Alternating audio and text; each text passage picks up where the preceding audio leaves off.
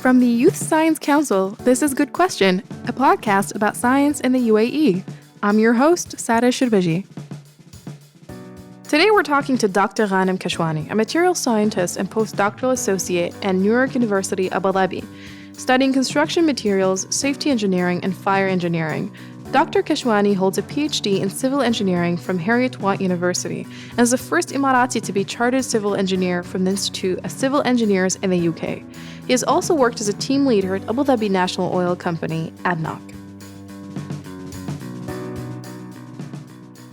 Welcome to the show, Dr. Ghanim. Thank you. Thanks for having me. Can we start by having a little bit of an introduction? Yeah, Can you sure. tell us about yourself? My name is Ghanim Kashwani. I'm from UAE, from Sharjah Emirates, and my background pure civil engineering. I did my bachelor and master from American University of Sharjah 2010 and 12. Then I did my PhD in civil engineering, focusing on material 2017 from Edinburgh Heriot University. Oh, wow. That's where I graduated from, too. Okay. But you graduated from Scotland? Yes. Oh, from wow. the- That's yeah, amazing. From Right. Curtin. Oh, really? How's your experience like there? Did you enjoy the country? Yeah, I did definitely. I actually on the Eid break I was there. Oh, really? Yeah, just supporting my friend for his Viva for his PhD defense. Oh, wow. Okay. Yeah. Interesting. Right. Okay. And you came here afterwards. You came back here afterwards, Yeah. of course. You started working where? I'm working with the NYU in engineering department as a postdoc. Okay. Wait, what's your position exactly? So it's called postdoc researcher. Mm-hmm. So after you doing finishing your PhD, there is one route that you focus more on research. Mm-hmm. So as I said, research is my passion. So I said, why not? So we are now working at NYU on a program called Kawader. Mm-hmm. So it's targeting the UAE nation who focus on research. Okay. So I was among the first people who work as with a PhD in this program, and we're looking forward. It is a new program. Okay. Right. And what exactly is the field that's being tackled here in this program? So it is mainly they focus on science, engineering, money. But for me, in civil engineering, we have different aspects. For example, in civil engineering, you talk about transportation, structure, geotechnical, wastewater. My area is pure material, nanomaterial. I focus on green material.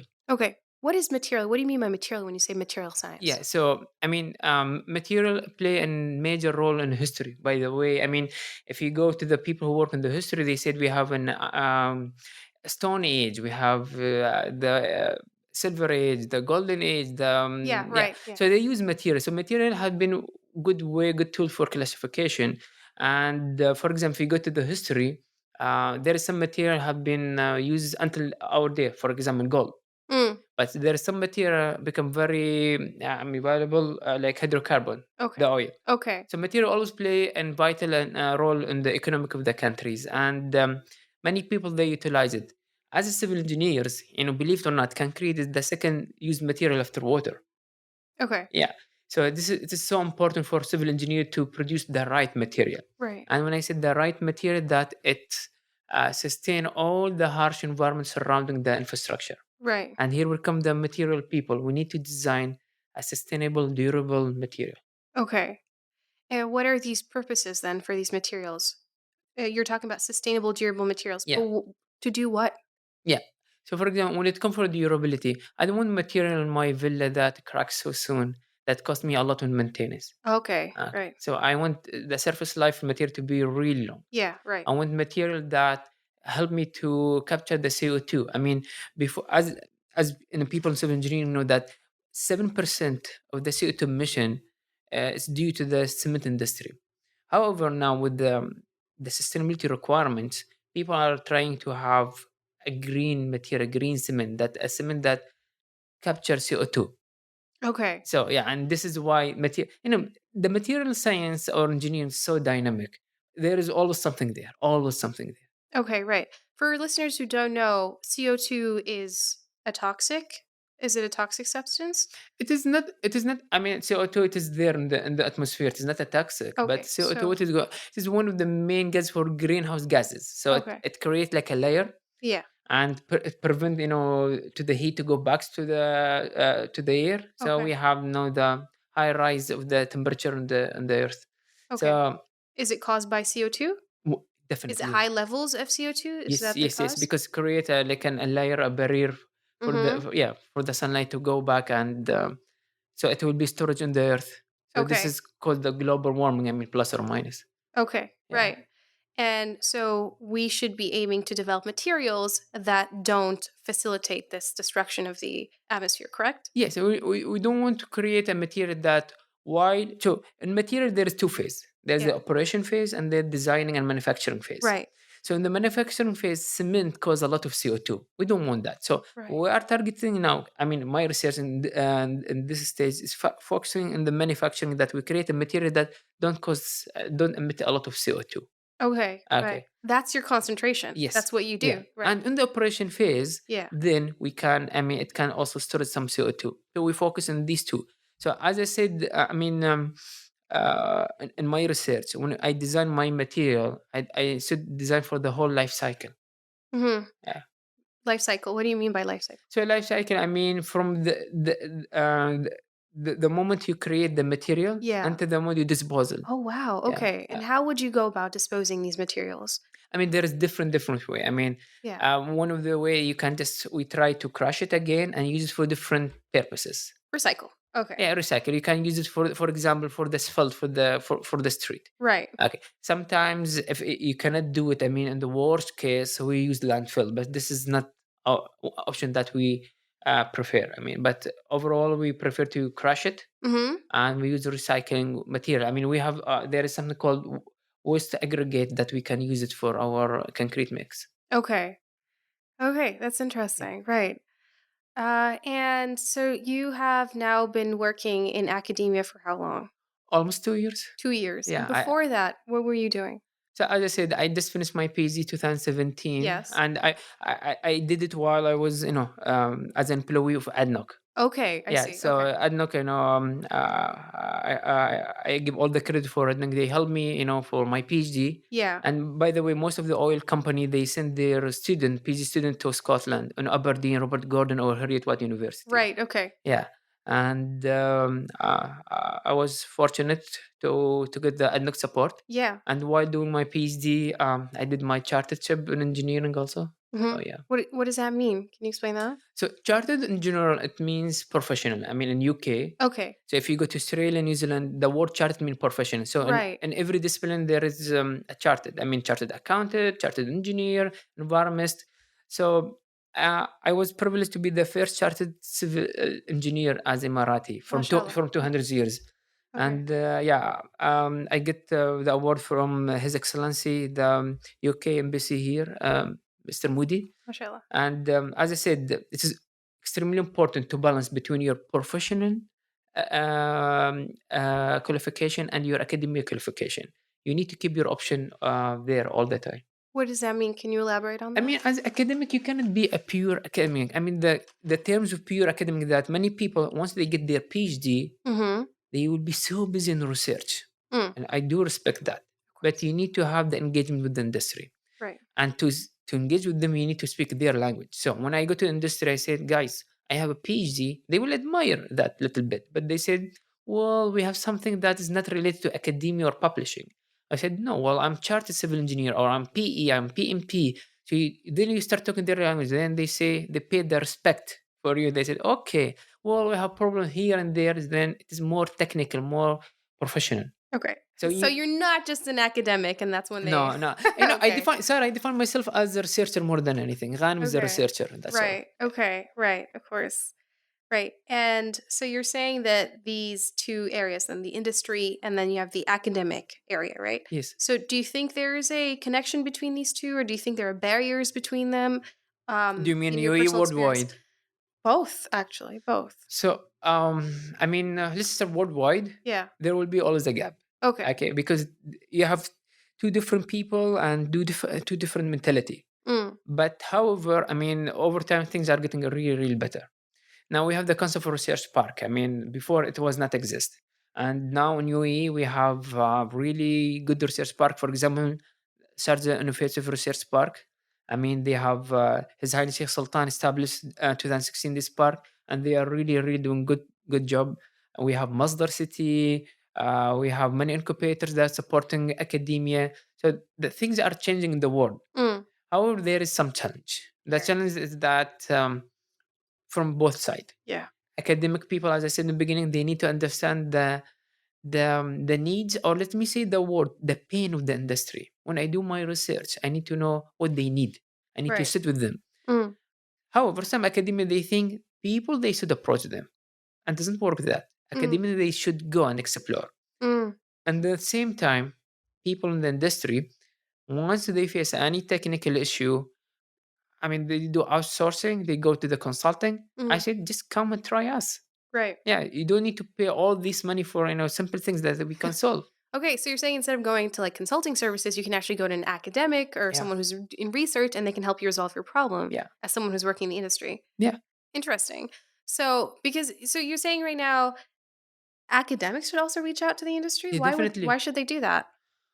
Well, and in the end of the day, as an academic, I'm publishing a paper. Yeah. Right. So the paper, if it is just to get cited, I mean, this is not the whole purpose.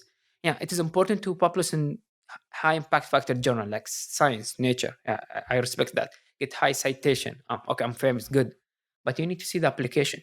Right. I cannot know that as academic.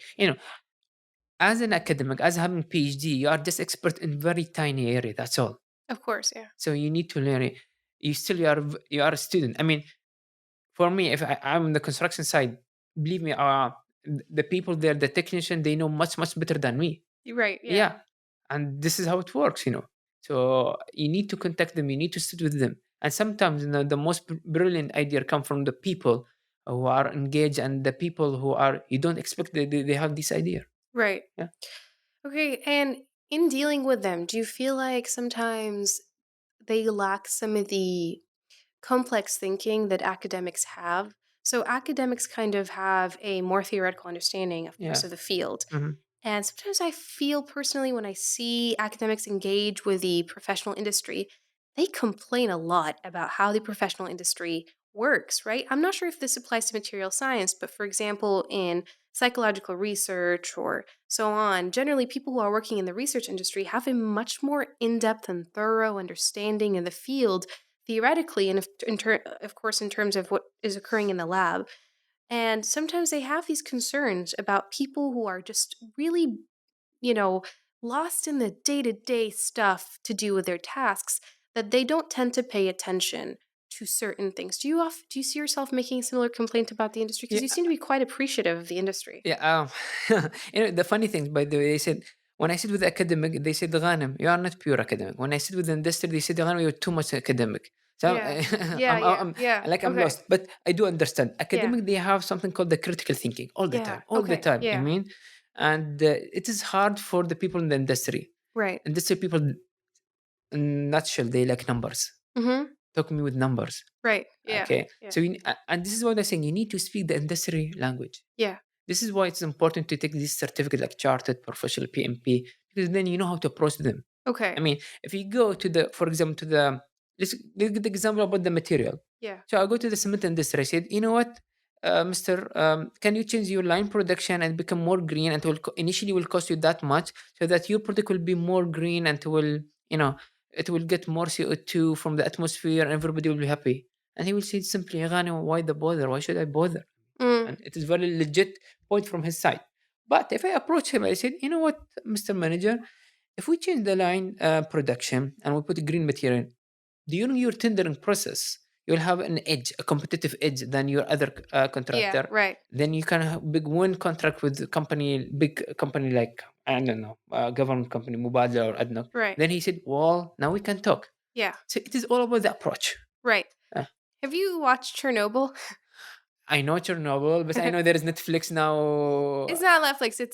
I think it's an HBO show. HBO It's a show. mini Yeah, series. Yeah. yeah, I heard about the people, but I showed the documentary. I know what happened there. Yeah, yeah. Yeah. So in this show, it's recently come out. I think last month maybe, and it's a short series. It's a 5 episode mini series, Uh, and it's interesting because obviously there's this explosion that occurred in this one plant. It's a nuclear plant in mhm. um, Ukraine, right? Yeah, I And mean, this was in the 1980s in the yeah, Soviet Union.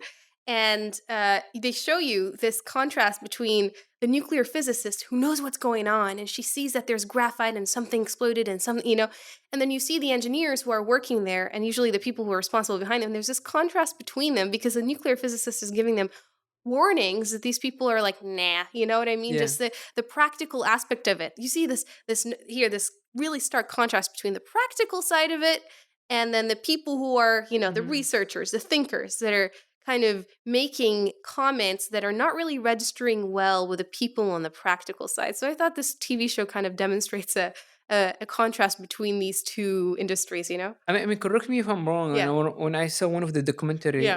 regarding Chernobyl, I wouldn't do that. there is one a chief engineer. He was so angry. He don't want Yeah. somebody to correct him. Yeah. I didn't Yeah. see the show, but I see Yeah. the real one. Yeah. And the irony, everybody die except him. I mean, the Yeah. real life. Yeah. And I think here are the things as scientists, Mm, people sometimes in the work atmosphere, and I yeah. was lucky to have some experience in the work Yeah. on the oil rigs. When you need to approach other people, even in the management, everything, you don't approach them that I'm the guy who knows everything. I'm correcting you. Yeah. Sometimes people they get sensitive, Of and course. that if you Yeah. correct me, I'm wrong. Yeah. What you can say, said, I have this information about it. You may take a look. I do understand your point. So again, it is communication skills. I mean, soft skills. I think it is extremely important. And every time I said, as scientists, it's extreme to have entrepreneurship skills. It's Okay. very, very important, Right. very vital. Okay. Once you get the entrepreneurship skills, you know Yeah. how to talk to investor, Right. to to your boss, to people, the end user, the people who work with you. So once you deliver your message and you know your audience, this is important to know your audience, then it will be easy for them to digest. Even if they are wrong, you correct them nicely, that without exposing them they are wrong. Mm. Of course. And Yeah. That's a lot of psychology going on there as yeah, well. So, can you describe one of your current projects? I mean, in research, Yes. yeah, one of the research, as you said, we try just to create a carbonated concrete. Right. So it's the whole idea. I mean, let's give you an example. Yes. So we have coal and diamond. Chemically, they have the same chemical component, Okay. but their nanostructure are different. Mm-hmm. So this is exactly the difference between the regular concrete and the green concrete that we try. Can you explain what you mean by nanostructure? Yeah, so nanostructure, what we can do, the nanostructure, I mean, we have micro, micro, Mm-hmm. and we have nano. It's really, really tiny things. Let's give you another example, like the gene Okay. that we have. So when you play with the gene Okay. in biology, everything change. Yeah. So when we play with nanostructure, everything change. Right. The mechanical properties of the material. Okay. So what we try to do is to change the nanostructure of the Okay. material. An example, for example, in the regular concrete, we have something called the hydration product. Okay. I mean, this hydration product is like little noodles. Mm-hmm. So once they get carbonated, it Mm-hmm. become like crystal. Okay. It's really small. So once you change this, the whole material will become more. There will be definitely a higher strength, more Mm-hmm. durable, Okay. and this is the whole idea of mineral carbonation. So we capture CO2, and they Mm. change the nanostructure of our material. Okay. Right. And I it's try to put it in a very simple way. Yeah, And no, that's really good. Thank okay, you. Right. And some of its applicability, you said for building homes, yeah. right? And increasing the Yeah, durability. there is. I mean, many application for it. For Right. example, in oil and gas, Right. during in the upstream section. I mean, while they are drilling, they use a lot of cement. So we can use this material, this cement, and it will save cost for oil and gas. I mean, in oil and gas, they use a material called glass bubble. It's very costly.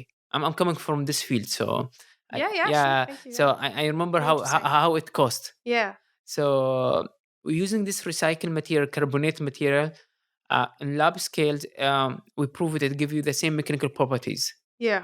So you can save a lot of money for it. And now we are talk with several oil and gas company.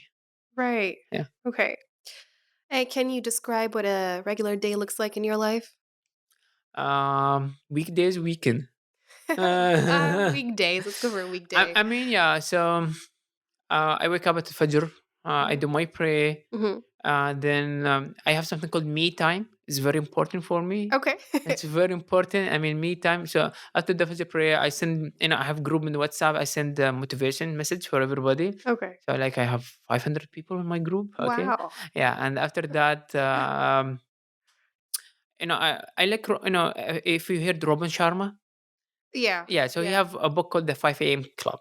So Okay. he said the perfect hour that you have is 20, 20, 20. 20 minutes meditation, 20 minutes reading, 20 minutes exercising. Mm. So I do the 20 minutes of praying as, plus or minus like meditation. Then after that, I do my reading. I like reading too much. Mhm. So I read a novel or a book. And after that, I do 20 minutes walking. Then it's time to drop my daughter to the school and go Mhm. work. Mhm. Yeah. Interesting. You spend the whole day at work? I will not really. I like my work. My work is for me. It's a craft. I don't consider work. I like research. Good. But sometimes I need to go back to. I don't want to really excel in my work and my family life. So Mhm. yeah. So I need to come back and sit time with family, see things to do, Mm. and after that at night, if I have extra time, it's good to catch up with friends. Mhm. Yeah. Right. So you think you have a pretty good work balance, a work life I balance? hope so. I hope so. Yeah. You spend enough time with your family, you feel? Yeah, Yeah. but it's still in a sometimes I feel that I own them. Yeah. So is it different from having a industry job, do you think, being an academic in terms of your work life balance? Like you spend more time with your family as a civil engineer or as a material scientist? The funny things about working as a scientist, once you come home, I mean, you still your brain is switched on mood. I mean, you're Yeah. just thinking Yeah. about the research, and even if I watch, a movie with them, anything, it's in my mind somewhere there. And I said, but when we work in the industry, once you come home, it is, halas, you are relaxing. Yeah. I mean, especially if you work on the site, it is like 2 weeks by 2 weeks cycle. So Mhm. 2 weeks you are in the middle of the sea or middle of the desert. Then 2 weeks you are free. You have Mhm. nothing to do. Yeah. Okay. And so when you were a civil engineer with ADNOC, what sort of stuff were you doing? And was that profoundly different from what you do today? Yeah, there's some Yeah. material. So I was focusing more on the safety. Yeah. So safety of the equipment, safety of the people. So it was totally different. But as I said, and even people and Adnoc, they know me. I was doing some research there. I mean, I was doing going conference by my own because, as I said in the beginning, I define myself as a researcher. Mm. But it is really interesting. As I said, I owe Adnoc too much. I learn from them and the things that I get the experience. For example, your relation with your boss, your relation with people who report to you. Mm. These things you don't get in academia. Mhm. Okay, and this is why I understand many people who get out from academia once they go back to work in the industry, they suffer a little bit. Mm. I mean, because it is different. I mean, Mhm. different, and each sector they have their own advantages. Mhm. Yeah. So going back to material sciences, right? I have absolutely no idea what it is beyond what you described. Okay. And if I were to want an introduction, if I were to go looking for an introduction to material sciences, and I come to you and I'm asking you these questions now, what is it about? What does it do? How will it help me? How does it influence the way I live? What did it change about the world? How would you answer these questions? Yeah, so I think that usually they said if your idea you cannot explain it. I mean, in general, to Yeah. 5 years Yeah. kid, Yeah. it is. I mean, Einstein, I think he said that. Yeah. Yeah, Yeah. then it is really hard to implement it. So usually, even when the kids they are asking me, I said it is the things that you are use, and they said give us an example. I mean, uh, 3 months ago we have the Science Festival in Corniche. Mm. So we was presenting the civil engineering and I brought a lot of material and Lego. Mhm. I said, "No, okay, build for me something." And they said, okay. And then they built a column or a beam. I said, well, this is a column. They said, yes. And I said, okay, give me an example. Do you see any column? Then they just point out to the column. I said, okay, let's go to the column and see, you know what this material? They said, well, this is concrete. Some of them they don't know. I said, okay, concrete. Concrete. Then they start knowing things. So material is the things that it help you to build, and this is usually my approach for the people. And it's more than that. Now, for example, now what we'll do, for example, UAE, they are really extremely invest in the space Mhm. and settlement to do and settlement for the marsh. And to build a settlement, you need to design for a material. Of course, yeah. Yeah, it called, by the way, it called the scientific name. It called the Martian concrete. Mm. It is the Martian concrete. I mean, if you see recently the movie called The Martianet. Yeah, yeah, Yeah, yeah. yeah. So the design of the building home, actually, this is how it works, and this is how NASA they are designing. Okay. So you need, for example, in this space, you need to design a material without. It's called waterless concrete. a concrete without water, and it's really hard. And concrete without water, I mean, it is one of the basic element of the concrete mix. Why do we need to design waterless concrete? Yeah, because it provides all the hydration process. Okay. Yeah, it is like let's say the blood in our veins, you Okay. need it, so it is Okay. the hydration product, so that Mm. it create the bond between aggregate and cement. Yeah, but why do we need that for Mars? Why do we need Yeah, because it to be waterless specifically for Mars? can we use water? I mean, you see in the movie, once you use water on the space, it Yeah. goes here and there. Okay. So it's Okay. because, by the way, even in this building that we are sitting here, the water inside it Yeah. still exists, although you don't feel it. Right. And Okay. this is, by the way, in the when there is any fire, sometimes in any concrete infrastructure, during the fire there is explosion. Right. It's called spalling of concrete because the water will turn to vapor and then there will be pressure. Right. Yeah. So this is why it should be waterless concrete if we need to build anything on Mars. And on Mars we need to build this Mm. settlement because we need to collect some data. Mhm. Yeah, and this is one of the projects that we are talking with the UAE Space Agency, the Federal, and the Mohammed bin Rashid Space Center. Mhm. Right. So that makes me think, what are some misconceptions we have about material sciences? People every day, including myself, everyone you talk to on day-to-day basis. What are some misconceptions they have about elements or materials that you're talking about? Yeah, I mean, for example, 2010, Yeah.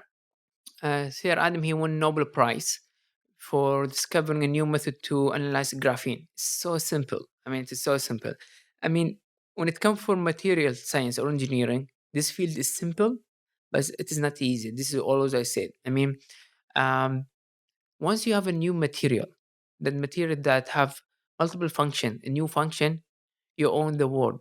This is what I believe. I mean, who said that the hydrocarbon and the application of hydrocarbon will change the world, especially in UAE and the whole GCC country? You can see hydrocarbon, how they transfer the whole landscape here. And the same thing, once you discover new material, and in my own opinion, when it comes for fourth industrial revolution, material is the main aspect. I mean, if you ask people, they say that there is three important area now worth to invest. I mean, people like Bill Gates or big, investor, they highly recommend. It is fine tech. I mean, finance and technology like blockchain. We Hmm. have also the sustainability material that we are talking about, and the second thing is the clean energy. So if you try invest in this material and create new product or new material for these things, I mean, definitely will be in high demand and will save a lot of time for you, and there will be immediate benefit. Yeah. So can you elaborate on some of these misconceptions that we have as a general public? Yeah, I think one of the main aspect that people, when it comes for materials, that they think there is no innovation area for it. I mean, it is fine. We discover all the material in the world. It have been discovered. They don't have the Have we? capacity. Not yet. No, Okay. no, Yeah. no. Okay. But by the way, I mean, even the space, we have something called the dark matters. Why it is they call it dark matters? Because Yeah. nobody knows about it. Okay. I mean, more than 25, we only discover around maybe 10 to 20% of all the chemical components. Mm. And this is why, I mean, our universe, we call the dark matter, the dark energy. We don't know anything about it. Mm. And it's applicable also here. There's many materials that we don't know about it, the function of it. Yeah. And this is why there is a whole area called biomimicry that we go back to nature to learn from it. So Mm. biomimicry, it is important. It teaches us guys go to nature and utilize the material from it. I mean, even still, there's many questions structure wise. The pyramids, how they build it, Mm. and the cement they use it. I mean, it is more durable than any building, than any high-rise building that we have. But So but we do know today how they built the pyramids. We do, right? Believe it or not, Yeah. if we go and there is an study have done by a scholar from Bosnia, and he was saying that they know the idea of carbonation from that day. Believe it or not, Hmm. the things about it, they use carbonation as one of the area. So they use high alkaline material like calcium. Okay. Okay, so during their building, they use some the bones that contains a lot of calcium. And I mean, it is just in theory, but study shows when they do the lab analysis for the pyramid blocks, they find a lot of carbonation sample. So as I said, when it comes for materials, it's so dynamic, And this is the beauty. I mean, you keep asking. I mean, if your research, this is what I said. I mean, I usually say to people, your research should be start with a question and end up with a question. Okay. Yeah, that's a This good is, approach. yeah. Yeah. Otherwise, and what the point? Eh? And this is how we do research. Right. We just discover new question. Yeah. And by the way, when it comes for science, many people they think science is a tool to discover things. No, Okay. What is it no. then? Science just to prove. The only way to discover things is imagination. Okay. You need to have, and this is why Einstein he said that Imagination. imagination is Right. much important than knowledge. Because if you go back to history, when the Wright brother, they all the university they said for them, they said flying is impossible. Yeah. And they said, we don't care, we'll try it. And then after a while, he said, well, no, we can do it. Then, Okay. so don't, I mean, when they say scientific, you cannot do that. I said, fine. Who said I need the science to prove it? The many people, they get discouraged when they said, well, scientific, we cannot do that. Yeah, exactly. This is, I want my research to be not proved by science to the moment, but later it will be scientific Okay. proof. You're right. So this is my message to all the research and academia. Please have the courage and the audacity Mm. to challenge the science. Okay. What's one thing that you want to do, or you've been, imagining that the science today doesn't really validate as a possible idea? So something that you have in mind that you've been imagining about that you want to do or you think about and dream about, but the science today is just kind of telling you, that's not really possible, buddy. I mean, one of the things is called the space elevator. Is really getting my interest, and I'm really Okay. interested about it. What is that? It's awesome. You have elevator to go to the space. Yeah, So elevator from here to yeah. I there? mean, it is a I don't know, it is and there is company they spend a lot of million in it. Oh, really? Yeah, for this R&D topic. Okay. Yeah, I met people from Tokyo. They are doing this. They are serious about it. Wow. Yeah. And you're personally interested in that? Yeah, yeah, and like for me, I do like space, and I believe if we do select the right material for it, we can go there. I mean, Mm, material science is not the ultimate solution for everything, but it's the tool for it. I of mean, course. um, there is a famous documentary that NASA now they do the 3D printing while they are in space because it costs less and it's lighter and it's good for the space shuttle. Hmm. Wow. And for people who are interested in what you're doing, what would you direct them to in terms of resource materials, and where should they go looking, and what should they be reading if they're interested in pursuing what you're doing today? As I said, I mean, the research culture is really growing. I'm very happy for it. Yeah. Definitely, they can simply they can contact us. Mm-hmm. I mean, I believe in mentorship. Mm-hmm. Mentorship it save a lot of time for you. Yeah, of Yeah, course. Yeah. and this is what we do here. I mean, it is voluntary work. I mean, if you are a researcher, you want to purchase your PhD, or I mean, even in different area. I mean, having mentorship while you're doing research save you a lot of time. I mean, and direct you. I mean, I was lucky that to get the right mentorship while I'm doing my PhD to do my chartership, Mm, and I think now it is our turn to give it back to the young scientists who are coming now, and people from the high school. And yeah, please contact us, communicate with us.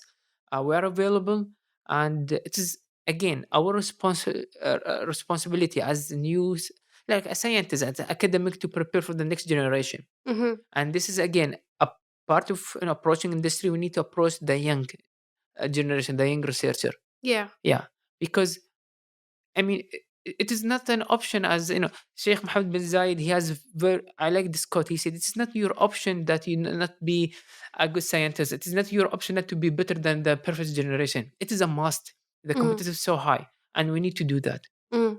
All right. Well, thank you for your time. We really appreciate it. Thanks for having me, Sarah, and highly appreciate it. That was Dr. Ghanim Kashwani, a materials scientist and postdoctoral associate at York University Abu Dhabi. To listen to more episodes, you can find Good Question on Apple Podcasts, Stitcher, Spotify, or wherever you get your podcasts. If you have any questions, comments, or suggestions for what you'd like to see from us next, you can reach us at Good Question UAE on Instagram and Twitter, or email us at info@goodquestion.ae. Good Question is a production of the Youth Science Council and the Office of Advanced Sciences in the United Arab Emirates, produced and directed by Hind Al Ali and Hayat Al Hassan. Sound design by Gareth Chen. Saad Ali is our editor. Mohammed Al Mansouri is our digital media coordinator. And I'm Sada Shirbaji.